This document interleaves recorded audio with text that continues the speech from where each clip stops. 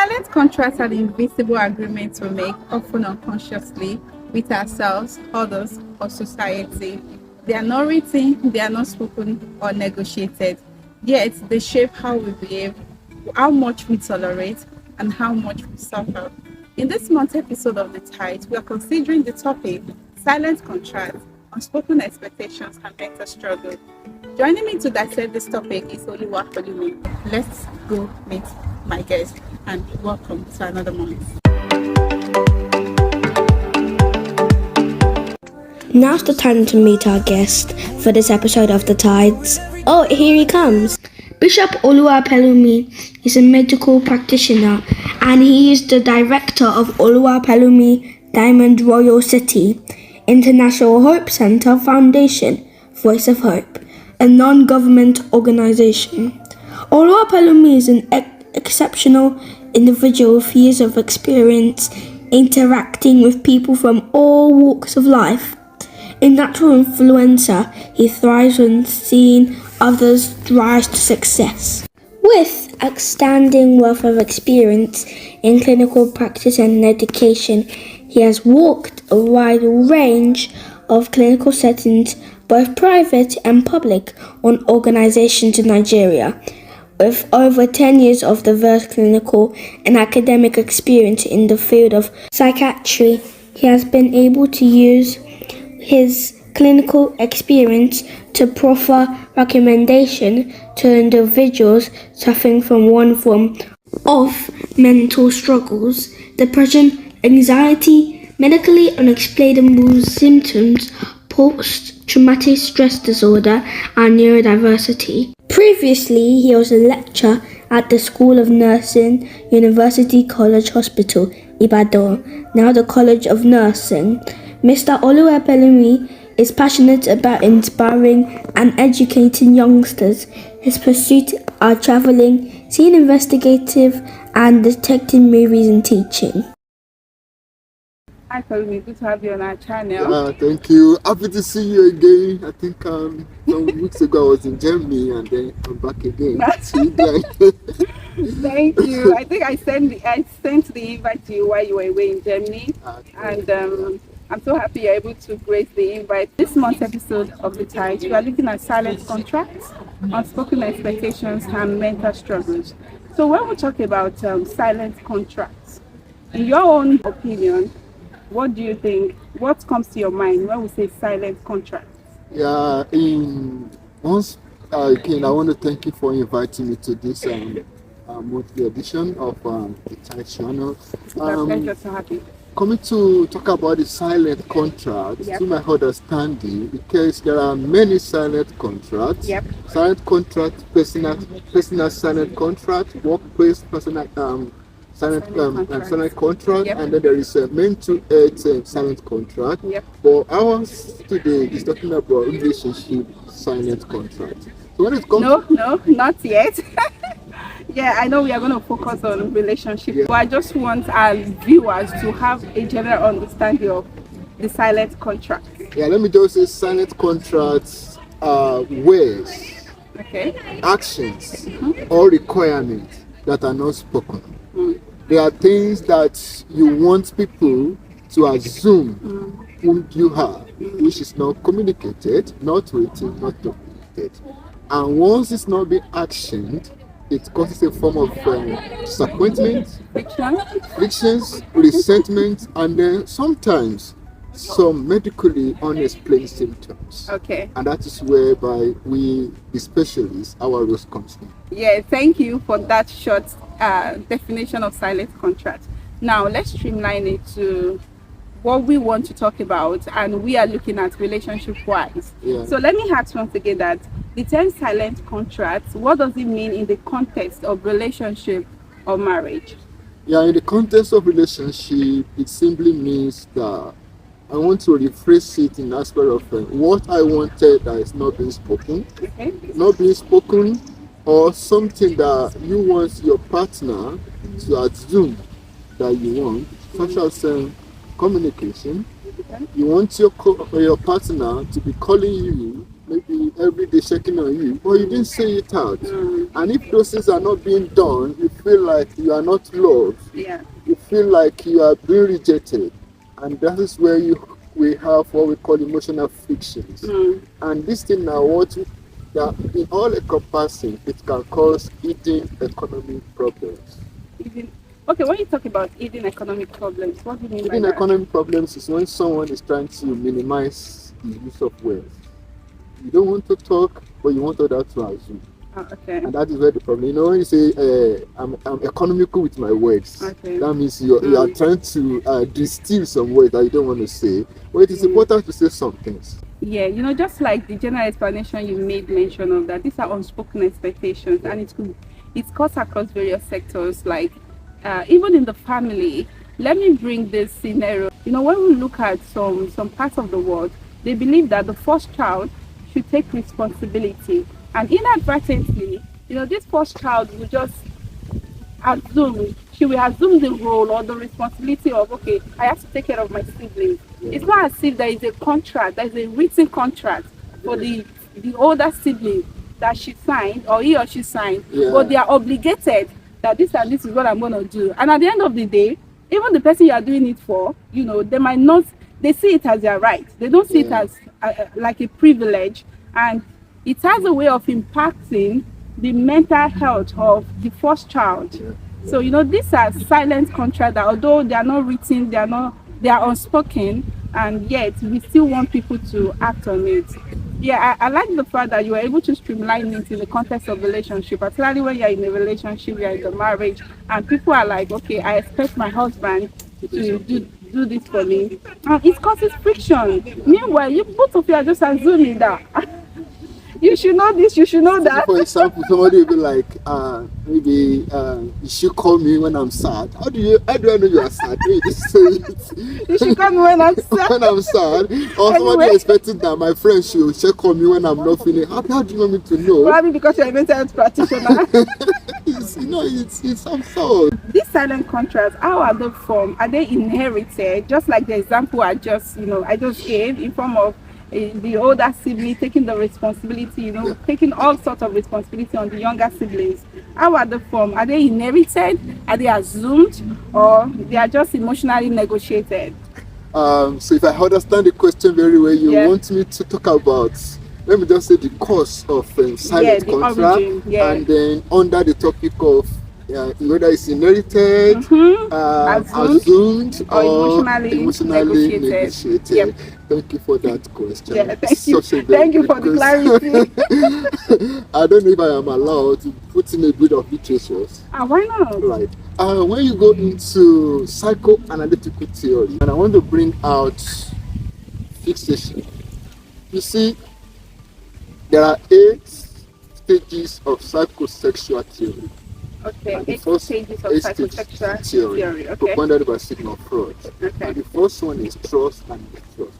Trust and what? Trust and mistrust. Okay. And that's talk about a baby developing. And in Africa, when you want to win a child, put something bitter on the breast. So when the baby, put the mouth on the breast, then that's not. Oh no, I can't do this anymore. That breast again because of that mistrust. Okay. Then there is also another one that we talk about: intimacy versus isolation. Okay. When a person that's about the age of 18 to 20.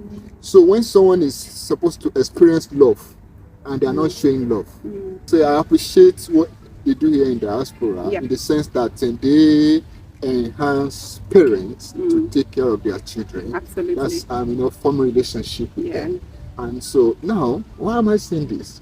I want to bring out fixation. Okay. You see, all those 8 stages, they have fixation. I don't want to mention it because of time. Yep. The last one is generativity versus despair. Like starting from please, all this your grammar is too much. For a layman like us, we need to really understand what it is. So what I'm trying to say, I don't even know how to put it in English. So Professor, please know that our level. So like if someone is about 60 years old, 65 years old, that one is 65 years old, and then the person look back and he hasn't achieved so much, the person will be depressed. But if the person has achieved so much, That's where generativity comes in. You'll be happy, elated. The other hand, if the person did not have all those things, definitely depression will come in. So now, talking about our topic now. Yeah. Fixation. Fixation is unresolved trauma. And I'm fixated to want, maybe my mom used to call me, my uncle used to call me, and then you're used to that pattern. And I'm used to that pattern. Yeah. And or somebody else is also not used to it. It can cause problem. Fixation. That's psychological aspect. Then it can also be due to past trauma. And then it can also be emotionally negotiated. And then it can also be influenced by culture and society. Yeah. Yeah. Then another aspect is peer pressure.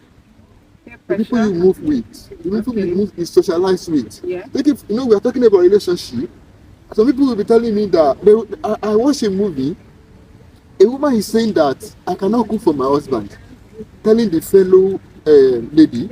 But that woman that says I cannot cook for my husband, she is the person that will wake up 5 a.m.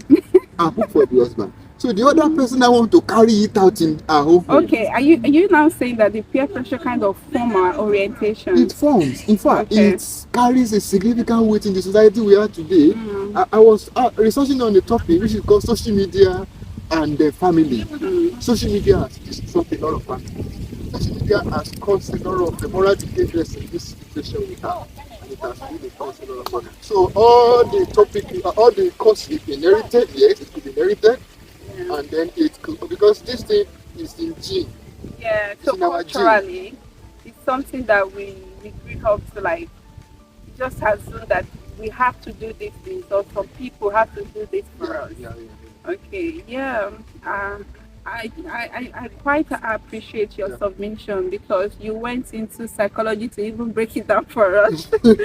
Okay, so I will be getting more personal now, like asking you, like have you ever felt pressure to deliver on a role you never agreed to? And if you have, as a mental health practitioner, how did that affect your well-being? That question needs to be rephrased to my understanding. I feel I felt pressure. Is it for my own family or for anything at all that you felt pressure?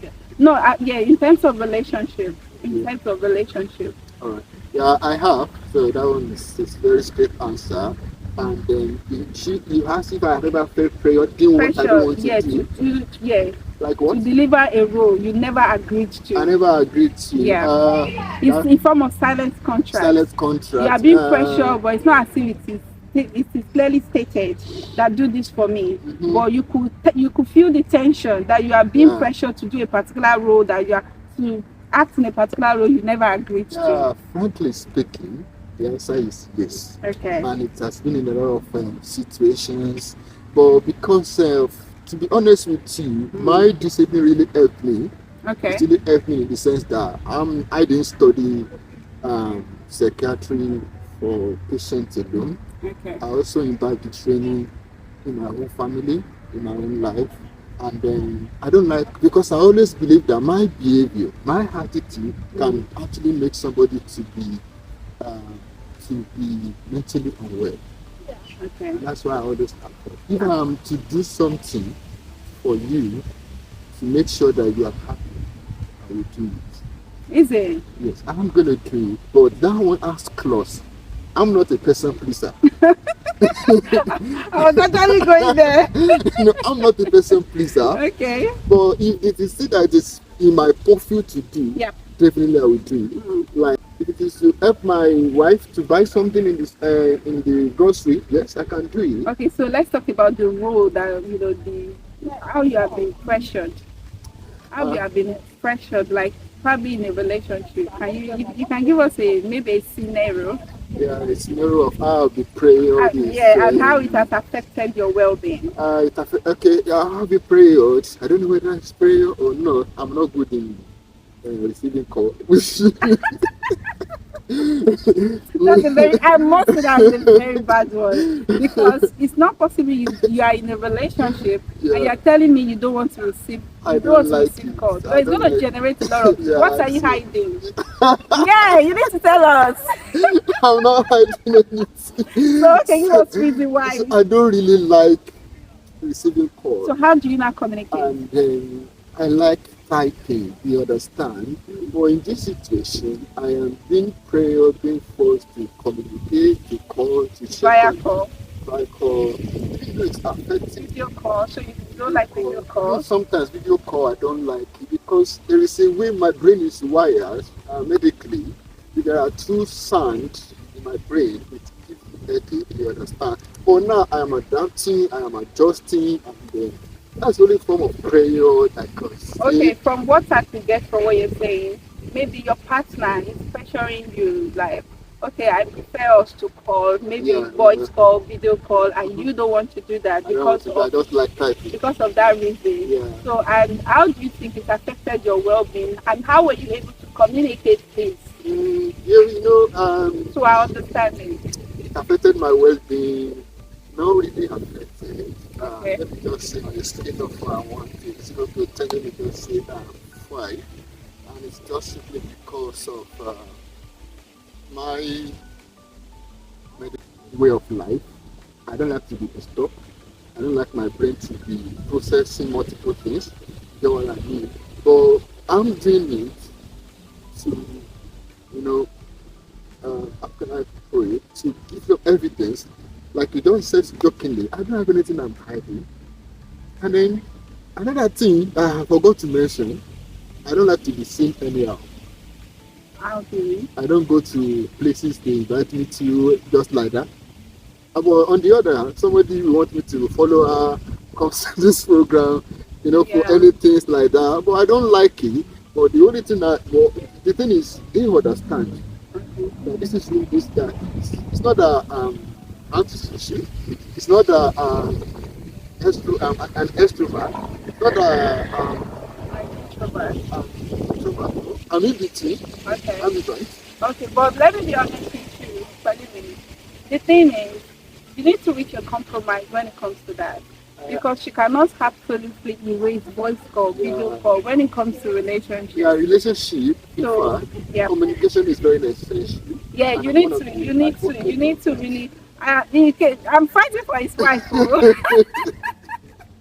Because even I won't tolerate that. Yeah, because of medical reasons, we can accept that fact. But there should be a compromise because marriage is about compromise. We make compromise in marriage. Now, I'm going to move to our topic, silent contract again. As a medical practitioner, as a mental health practitioner, how do silent contracts, how do these contribute to anxiety, burnout, and emotional withdrawal in marriage? Just like, the way I painted a scenario of a first child having to carry the responsibilities of the other siblings. Or even if it may not even be particular to the first child alone. It could be any child in the family that just feel like, okay, I'm well to do a little bit and I could help my siblings, and they actually turn this to your responsibility, forgetting about how it is impacting your finance, your mental health, and the like. So, as a mental health practitioner, how do silent contracts, how do they contribute to anxiety, burnout, even emotional withdrawal in marriage? There are examples of what I'm going to say. There are examples of silent contract and impact. I would just give two. Taking for instance, when a partner or a spouse is saying that, let me just say this to my partner to allow this to be. Do you know what that will cause? That is going to cause distrustful communication. And then it's also going to cause resentfulness. Then, another example I will also give is a son or a daughter saying that when I do well in my academics, my parents will love me. Yeah. And do you know what that also will also have? It will also have impact on healthy competition. And it can result into illicit drug use. I want to satisfy my parents. Now, coming to the fact that how does it lead to anxiety? It leads to anxiety because it's an over expectation of what you want me to do that I can't do. And it is very disastrous because it is not even communicated. Yeah. You want me to assume it. You understand? And then something that I don't know of, it is not written, it is not documented. and I don't have the understanding of how to do it. And that is where anxiety comes in. Anxiety on its own is an irrational fear towards know something or towards specific something. You understand? Thank you for mentioning the fact that we have children like kids that they believe that I want to make my parents proud, and they want to do everything possible to probably win in their class, win in the competition, and at a point maybe they don't even have what it takes to compete, and they see themselves as failure. So this is a call out to all parents that it's okay for you to tell your children, tell them that even if you fail, it's okay to fail. Failure is not, it's just to tell, it's testing your capacity. Failure is part of life. It's part of life. I've failed before. I've failed on multiple occasions. So, and is it Albert Einstein, when he was trying to develop Bob, I think he did 99 times. Albert Einstein, And when they asked him, he said he didn't fail. He only learned how to do it better. So failure is not the end of life. It was he 2 months ago in Africa, one of the students, you see the results. Okay. He failed, and then he went to commit suicide. Yeah, because they have set a specific standard, expectation for themselves, and if they are not able to meet it, it impacts their mental health. So please, I think we just need to know. We all just need to know our limits, and we need to let our children also know that they have limits, whether not to put unnecessary pressure, anxiety, or for them not to burn out. Thank you for that. So let's come to cultural and diaspora layers. You've been to Africa, you've been to the European countries as well.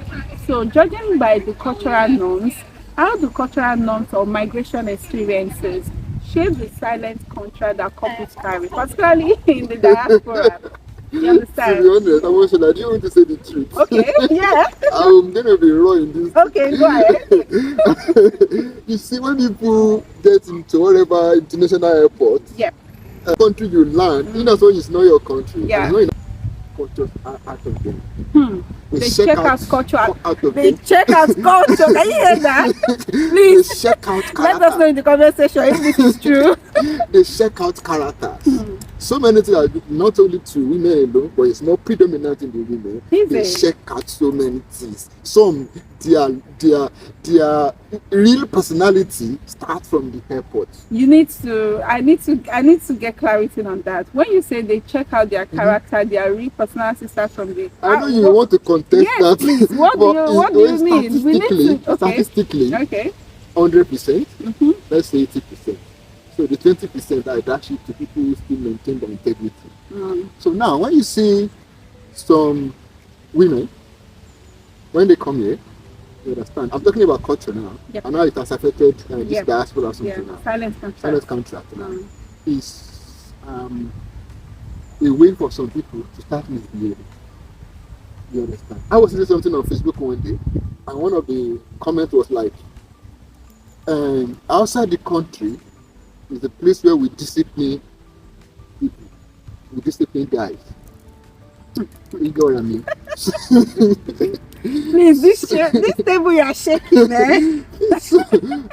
I'm not shaking table, you are but the shaking thing the is table. that the culture must be culture. How does it actually shape the silent contract? It shapes the silent contract because of role conflict. Okay, role conflict. When I talk about role conflict, to people who do not understand it, and men will have ego. And to some people who doesn't want to come down, it causes problem. I don't just want to express it. Because I've seen a lot of guys, and I really appreciate you, I've seen a lot of guys pushing back this. I've seen a lot of guys going to school to pick up their children. Good, isn't it? I appreciate it. When I was coming to this place, and I saw a guy that went to collect her daughter, his daughter, I think about 6 hours, so much appreciated. And the girl was, she was happy seeing the father. Okay, so you're saying that they are not told. They just imbibe the culture. These are not something that it's not like a contract Yeah. that when you get into the diaspora, okay, my husband needs to sign the contract that you are going to be taking the kids to school. No. But this is just something that this is just something that they do. I always tell people, relationship is symbiotic. It's not parasitic. Absolutely. You need, symbiotic in the sense that it should be mutual agreement. Make each other happy. Yeah, I want us to break the silence. I want us to break the silence in the sense that, the role can be shifted. Mm-hmm. And you see, it, just like you have said that the guys take the kids to school, which predominantly in Africa is the women's role, responsibility. The same thing is applicable to the women. Yeah. You see a lot of women working as well. Both the man is working, the woman is working. Now, when I say we should break the silence, we should break the silence in the sense that when we talk about the silent contracts now, at times, one partner just feels so overwhelmed that this is too much for me. That's like I'm working. Yes, like you are there, you're working, you're working a night shift and all of that. How can someone begin to name or challenge these silent contracts? They are unspoken, but how do you think we can name and challenge it? Do you want to talk? Is that, should I say an aspect of the solution? Yeah. The solution, do you know the solution? It's very simple. The solution is communication and named it. Now, when you say communication, for somebody like you that does not want to communicate, communication. Okay, a type of communication for someone like you. Communication I'm trying to say is named it in the sense that, babe, my sweetheart, honey, this is what I think it works for me. Okay. When those who work in the Department of Social Care in the hospital, there is what they call risk and risk management plan. Yep. How can someone begin to name this silent contract? The reason why I'm asking the question is because we've seen a lot of people that they, just like you said, they unspoken expectations. I expect my wife to bring like 50% of her income, but just because she carries this African mentality that, okay, my husband should pay all the bills and I'm not going to support. Forgetting that this same husband is also helping with the house chores, he's helping with the kids, taking care of the kids, childcare and the likes. Now, how can we begin to name it? Because this has caused some people say that, okay, they want a divorce. So how can we begin to name? Very alarming. Yeah. And the solution is not far-fetched. The solution is very easy. It's communication and saying what you want. Like I said before, there is verbal unspoken, there is unspoken want. So if you do say it, I gave you an example. Somebody saying that, somebody expecting that when he's sad, people should call him. How do you want people to know when you didn't say it? So I think it is important for us for everybody to, on one way or the other, say it, whatever you want. So because it might really sound so bad to guy because apparently we don't like to show our emotions. That's a very potent point. Yeah, men don't like to. They struggle. They like to mask. They don't want to feel vulnerable. They don't want to feel vulnerable. Yeah. It's very certain. But if I am with my partner, this is what I want. You see some people, and then you should also know the different kind of personality. That's where personality comes in now. Yeah. We've got 4 quadrants of personality. Yeah. We have the sanguine, melancholic, and then the phlegmatic. Yeah. So like a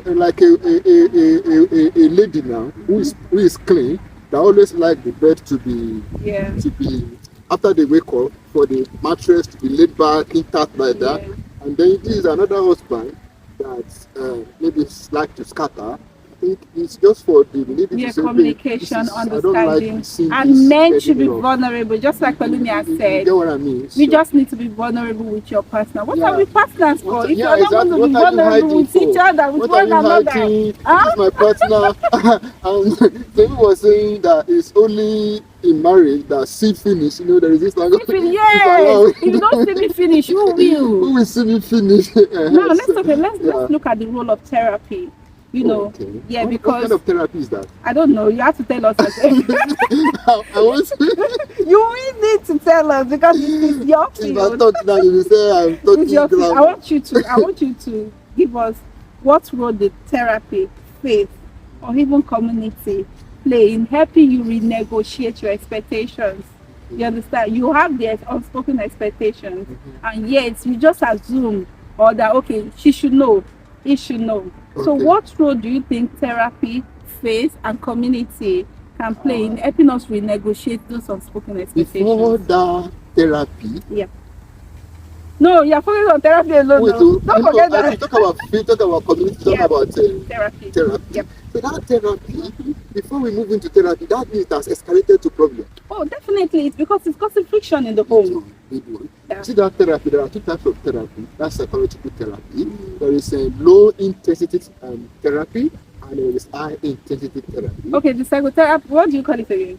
Low intensity no therapy. Before you break it down into low psychotherapy. Okay, the psychotherapy itself, is it something that we can easily access? Is it accessible? Because we are talking about, I specifically put therapy into it because not everybody believes that therapy works. Yeah, therapy works. That's where we have counseling. See people say marriage counseling. Some people are therapists, family therapists, and even this our channel, the child channel. Yeah. I don't know whether you make yourself available to people to reach you, whether they can talk. I am available. Yeah. So it's not just in quote of I want to go and see the co-specialist, a psychologist, a doctor in psychology. Yeah. You understand? Yeah. Even me, I'm a specialist in my own field. Of course. But somebody, okay. If somebody is struggling, they can contact you. Pelumi, somebody is struggling with this. What can we? I've received a lot. Even on my phone, I've solved a lot of issues. So now when we talk about therapy, in literature again, there is cognitive behavioral therapy, there is psychotherapy, and then there is psychoeducation. There are a lot of therapy, but we want to talk about cognitive behavioral therapy. What is cognitive behavioral? Yeah, the CBT. Yep. So CBT fall under the class of low intensity therapy, as well as high intensity therapy. So now, the CBT is all about reorientation to the way you're supposed to do things. You get what I mean? And then when I also talk about reorientation about the way you're supposed to do things, that's the CBT. That's CBT. The cognitive behavioral changing therapy. Behavior to adaptive behavior. Okay. You get what I mean? Yep. And the psychoeducation, it has been proven by evidences that when you educate people, that's why I said, has it turned to problem? Unspoken expectations in marriage, it is a problem. Yeah. It causes friction. Yes. So now, if it has escalated to the extent of becoming problem, resentment, abandonment, and isolations, then there is need for psychoeducation.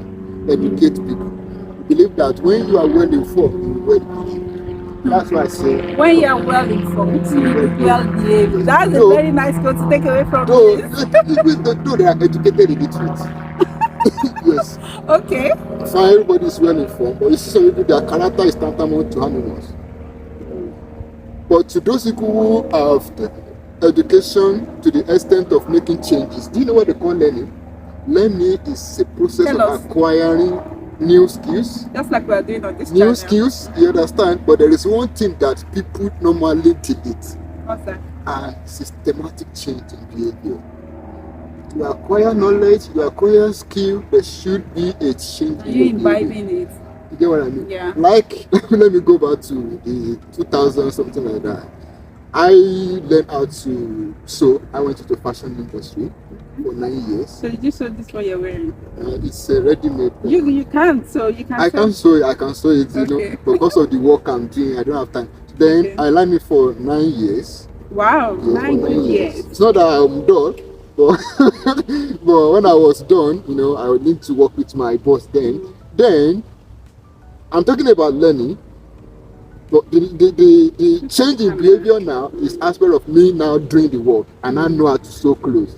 So when you go to school, when you are educated about this and that, imbibe it, practice it, and then it works. Okay, so therapy works. Therapy works. Okay, so what role do you think faith and community play in helping us? Yeah, you see, I don't know what to say. Yeah, I think you have more or less like talked about it anyway. Yeah, because you said when we move, if you are living, probably you are coming from Africa to the diaspora, there's a way the community will negotiate your expectations. Just like you said, helping the kids, doing school runs. It's going to change. It's going to change. And people should have that orientation in their mind. Yeah. That the way I'm behaving, if I go to Tanzania today, I think it's in East Africa or North Africa, like Africa. their own set of behavior is different. Yeah. You also have to imbibe their own character. Cultural So wherever you go to, look at the civil behaviors and uncivil behaviors. That's it. You understand? There is no bad thing in supporting each other in doing some things. It's not necessary. You know, your wife has gone to work, she's tired, and then you are still expecting her to cook. So in essence, community that you have has a lot of role. It plays a role in negotiating your expectations. Talk about faith. You talk about faith, which I wouldn't want to forget. Okay. The ones in Africa, that faith is not helping at all. We lie a lot. Yeah, we lie a lot. Sorry for screaming. My African people. Yeah, we lie a lot. My guest just said something now. I need you to either whether you but no, I want our viewers to say yes or no. Yeah, you don't even allow me to even expatiate. I'm not even talking to people. I'm talking to the faith-based leaders. We lie a lot. Only few of them are saying the truth. When you present a case, both husband and wife, to religious leaders, they will be quoting Bible instead of them to talk about the real issue. Once I say they will lie a lot, we cover up a lot. You understand? So when you look at the number of cases today in Africa, we don't mention that country. Marriage top the list. When you look at the problem, there are minor things that be like, you understand what I mean? Absolutely. So these are the things that should have been solved in the church, saying the truth. Saying the truth. But they will be hiding.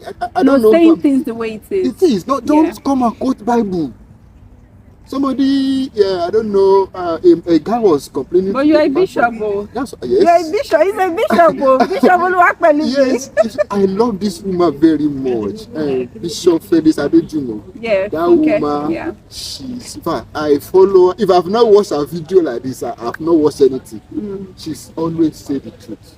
She went to a program, I think, was it Kenya or Houston in US, and somebody was like, under the comments, is she a bishop? Why is she saying all those things? But these are the things that you get what I mean? Then there is this very renowned person in Nigeria too. I think she was the first CEO of First Bank, Ms. Oshika. Okay, yeah. Yes.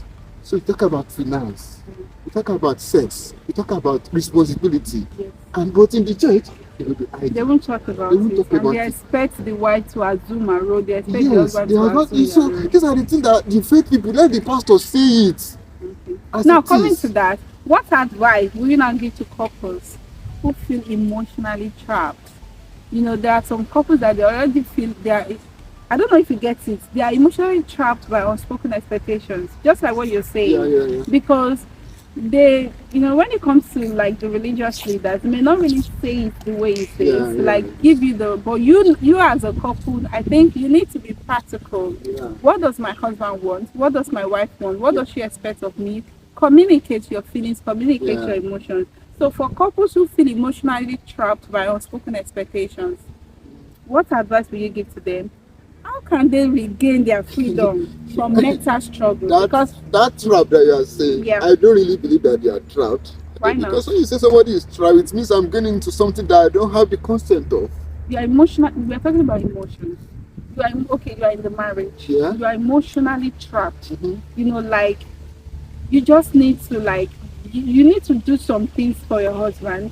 There are some things your husband expects you to do. There are some things your wife expects from you, but you are not. You don't have the capacity. Probably these are what you've been doing, but you reach your limit and you can't continue to do that. I'll cite an example of maybe a couple that the husband is always keeping malice. Any necessity you are keeping malice, and most of the time the wife will be the one to go and meet the husband like, I'm so sorry, come. And that becomes a ritual in the home. That anytime there is a disagreement, the husband expects the wife to come. You know, that's like you are trapped emotionally there until one day you just feel like it's affecting your mental health. You are struggling mentally with it. You are tired. So what advice will you give to couples? Is just so simple. And to be honest, I'm in complete agreement with you. This can be overwhelming, and it can cause resentment, it can cause isolation, it can cause post-traumatic stress disorder, it can cause PTSD. Yes, it can cause an acute stress reaction. Like you just said, as a matter of malice now, okay, maybe I should go and meet my partner. There's no food at home. The person, the woman will be like, I don't know what I will eat now. No, she's already full with anxiety. And also, let me add this to the problem so that you give us the advice. You give us more advice. Like, okay, I'm having a rough day. I'm having an off day. And just because of the malice, there's no one to call. I believe my partner is the one that is in the best place for me first person to call. To call my partner. Let me talk to my partner. And you find yourself being vulnerable with others. Discussing what that is meant to be between husband and wife with outsiders. See, some people have used their own hand to destroy their relationship. Because that person that doesn't have, whether the spouse is not communicating or keeping malice, she will go to the community and talk to somebody. And talk to a and stranger. those one, their family is already destroyed. You understand? Then they will now install. Oh my God. They will now install rubbish into the brain. And you know, to be honest with you, it is easy to do bad things than good. It is very easy. So I think the solution is to advice. The advice is that how we give is for the individual to speak up. Speak up is very important. And one of the speak up is to face the party. Babe, what you are doing, I don't like it. Takes two to tango anyways. It affects me. Yeah. And this is, I don't like it. You understand? We can't be fighting. We can't be keeping malice. This is our marriage. Let it work. You understand? So that's the only advice I can give. So generally, it's still about communication. It's about communication. Talking to each other. Bringing down your pride. Is your ego. Pride in relationship? Of course, definitely. You know, we have some people that even if it's not only the husband, some wife may feel too big that, until my husband comes to beg me. You know, my husband needs to beg me before I could do this. But if your husband is begging you all the time, one day your husband will get tired. Or your wife is not begging you. In as much it is this flesh. They tired. And we are prone to evil advices, evil schemes, evil plans. So it is better to have a very solid relationship with each other and speak out. Because when you keep it in your mind, you're going to have a burnout, and it's going to even affect you in your workplace. It's going to affect you in aspect of stress management, and then if any little thing you will just be acting out, you'll be having displacement. You know what we call that in the mental health? That's a form of displacing your hand down to lesser holiday. The husband offend you, and maybe say, Mom, I'm hungry. Just oh my God, that's true. That is what is called displacement. This is very, very pertinent. It has a lot, you know, two people fighting and about 1,000 of people are receiving rewards. So it's not nice. It's not nice at all. So for everyone that is trapped emotionally in an unspoken expectations, you know, this is, in fact, thank you, Pelumi, for gracing this and for giving us the breakdown. Thank you so much for having me. Please, you need to speak up. Speak to a therapist. And if you're struggling, I am here for you. I am the founder, the director. I will be able to complete it. Anyways, I will have Pelumi here. Pelumi is a mental health practitioner. If you would like to speak with him, you want some advice, you want some maybe CBT, it's available. Just we are very much available. Send us a DM. So as a matter of fact, we help our organization in Africa. That is also one of the mantra is education and supporting people with this. It's just our own is discipline into education, sponsoring children for WIAC, NECO, and JAMB and advancing their academic career. But we also help people. When you look at the mantra, there is medical care there, which supports people. You know, there is the world has advanced. There is telemedicine. You can just on phone. If you are struggling, if you are going through mental struggle, you can send us a DM. Send me a DM on the Tides channel, and definitely we will direct you to the right person to talk to.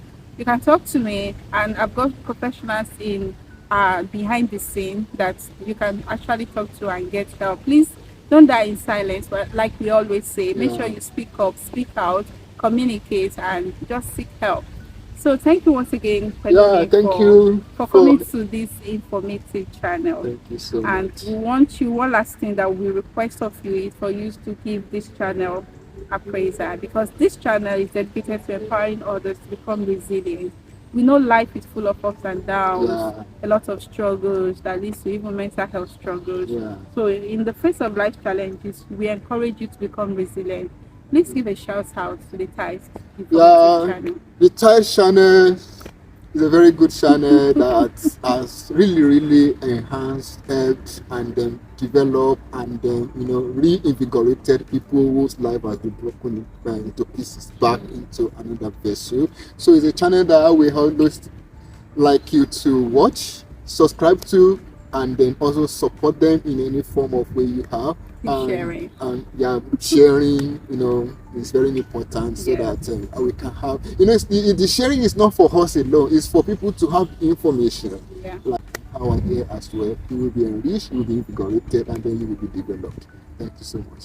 Thank you for joining us on this month's episode of The Tides. I hope to see you again in our next edition of The Tides. Sure. I think if I'm in the country, I will come over. I believe if people need your help, we'll definitely reach out to you. That's one thing I do in my life. When people call me for something that will have impact in the society, I always neglect other assignment, then I attend to it. So I'm so happy and I'm delighted to be here and for the invitation. And then thank you for inviting me. Thank you so much. The pleasure is ours. Thank you. And see you again in our next edition of The Tides. Bye-bye. Bye. Yeah.